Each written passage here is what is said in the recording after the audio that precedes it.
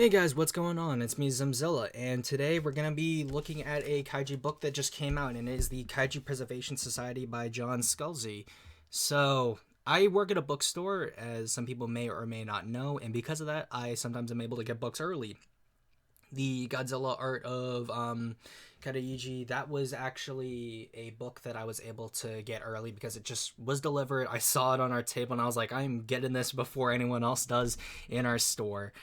And I saw this had come out. I had actually known that it was coming out. It said it was going to be coming out on the 15th, but I saw it earlier throughout the last week, and because of that, I decided I was going to pick it up and read it so that I could give a short review today, the day it was supposed to come out, sort of quote unquote officially, and give initial thoughts and then work on a more detailed review in the future. So, when it comes to this book, I had high hopes for it, I guess. We don't really get a huge amount of kaiju books outside of some Godzilla art books, the Monsterverse art books evolving around the movies. We get the novelizations for the books and the movies. So we sometimes get the 2014 King of the Monsters and the Godzilla vs. Kong books, but we don't get them in often. And once the movies are kind of out of theaters, we don't usually get them in afterwards.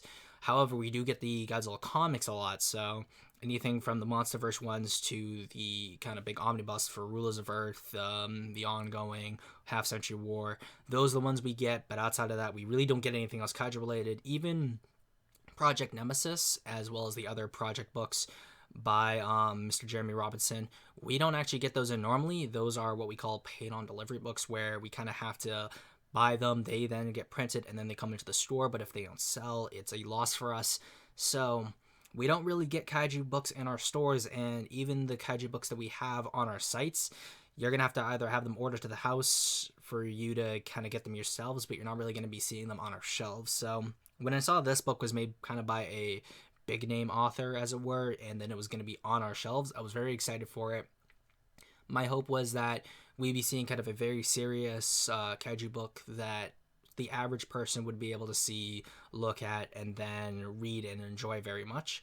However, what we ended up getting for me kind of felt like a 200 so page lampshade, as it were.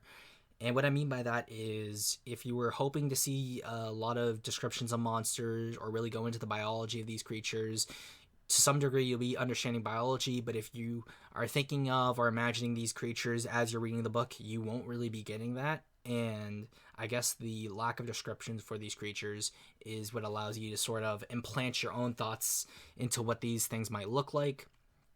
And because of that, you won't be getting a Godzilla or a Mothra or even an iconic creature to carry through this book. It's more focused on the characters, which I know for some of Kaiju Tube or people on Kaiju Twitter are hoping, yes, that's good. We want more characters. In this case, I don't really think the characters are all that, and they're almost, if more, two-dimensional than even some of the Heisei Godzilla stuff, if we were to make a comparison, where they have personalities, they have traits that help them throughout the story, and because of that, they don't really grow or change too much outside of our main character. And in a lot of ways, I feel that certain situations have the main character put there, and either they miraculously get out of it, or another character takes their place and allows them to escape a situation they otherwise might not have been able to. And because of that, it feels like there was no tension throughout the book. There were so many jokes or kind of offhanded humor that is shown throughout this entire book. And because of that, I don't feel like any of the characters are in danger or the situations are as dire as they seem to think it is. And because of that, it just may kind of lose you. But the good thing is that the book has very simple prose. You aren't really getting anything too flowery. Everything is very easy to understand. And because of that, you're going to be able to go through this book very quickly. There's only 28 chapters, and if you're reading this, like, say, 7 chapters a day, you're going to get through this in like 3 to 4 days. And if you're reading faster than I am, I'm not an extremely fast reader, you're going to get through it probably even quicker. And that's only if you're doing a certain amount of chapters a certain day. You could probably get through this in like a day. It's not a big book, and it's not a very hard book for you to get through. So that is one upside, but because of that, it just comes at the expense of an interesting world as I see it, and in more interesting characters. So essentially, we're getting 4 characters Those being Jamie, the kind of grunt of the facility, who we follow through. Then we also have three others, those being Neve, Aparana, as well as Kahurangi. Those three are part of the four-man group along with Jamie, and they follow throughout the entire book, and they are part of the book's climax when they face our antagonist, which I have problems with the human antagonist because we don't really have a monster antagonist. The kind of tagline in the whole story sort of protecting kaiju from both themselves as well as from humans. And because of that, we aren't really expecting a big villain monster. We are expecting a human villain. And because of that, we really have to discuss the human villain, which I will go into in the future when I do a more in-depth review. But what I'll say about the villain is that they are so over-the-top, cartoonish, and just very one-dimensionally evil from a certain standard that I didn't feel like this was a challenge for the heroes. They are written in a way where they're not only pathetic, but then somehow overwhelmingly skilled to where you're supposed to think that they are in danger or they could die, when in so many other ways you realize that they are written so as to not actually have any kind of advantage. You won't really ever feel threatened by him at all. And when he actually finally goes, it's more of like it finally happened rather than a kind of successful defeat of a character who actually follows our protagonist throughout the entire story. And that also added to what I felt was a very weak story overall. And really, I'd say the biggest saving graces of this book are that it is very easy for you to read, and it's got a fast pace, and then finally the world is interesting for the most part. But outside of that, I did not have too much connection with any of the characters. The protagonist really did not intrigue me in any way. Their growth wasn't all that, they didn't really go through any growth at all. It just sort of felt like they were more discovering themselves rather than sort of growing because of the challenges they come across. And the challenges they do come across feel so hampered to where once you realize that a lot of the other characters sort of serve as NPCs, and what I mean by that is they have enough to be a quote-unquote character, then they pass along some skills or some knowledge to our protagonist, who is then able to utilize it in a way to almost perfectly defeat whatever comes in front of them.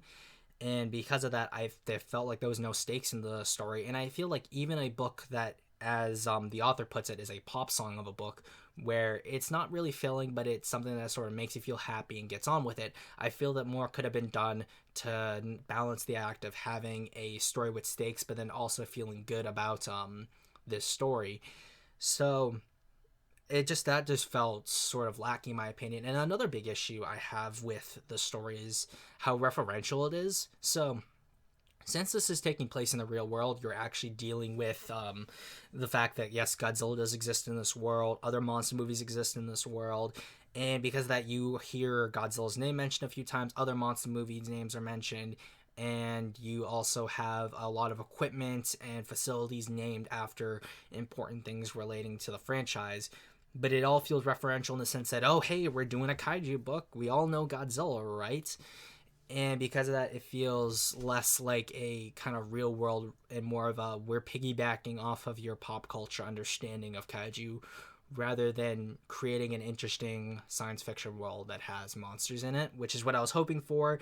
And this is going to definitely be more because I was expecting something that this book did not deliver in, or probably was not trying to deliver on, which may have soured my opinion of it. Which I think is fine in the sense that I didn't feel a certain way, but hopefully other people feel different about it.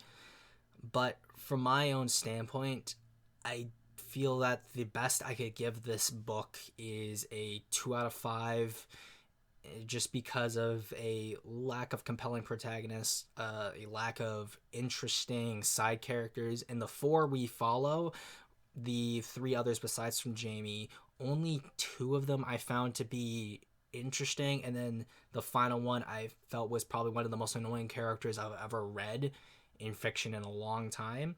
And then all the other characters either felt very two-dimensional, or things about them would pop up, we'd learn them, and then they would have no relevance further, or they were used to get out of situations that I feel the author wasn't sure they would be able to on the own, and that own being the characters that we do follow. And due to the fact that we don't really get a lot of descriptions on the monsters, so we don't really get a sense of the world, and because of how they're named, it sort of creates this image in my mind, especially, I'm not sure about others, where you're not really imagining kaiju, you're imagining something else entirely, which I will get into when it comes to the spoiler section. And I think the only reason why I'm not giving this book a 1 is because the book is competently written, to the sense where it's not failing to be a book, it is a book, and it's got some interesting ideas to it, to where I think a 2 is the best I can put it, and if I was being generous, maybe a 3. And this may just be coming from disappointment, which I'm sorry to anyone who was hoping that this may have been something greater, or you take my opinion as some kind of gospel as to what you may buy when it comes to kaiju stuff in the future. But if you are a kaiju fan or you want to see an interesting kaiju world, I wouldn't recommend this book. But if you are someone who likes essentially what I consider kaiju parody, so if you think Death Kappa, if you've seen that movie, is something you enjoy, then you may like this book because of how referential and to a degree silly it is. But outside of that, I think a lot of people who listen to my channel or watch it want something a little bit more serious and less self-referential. You're probably not going to like it.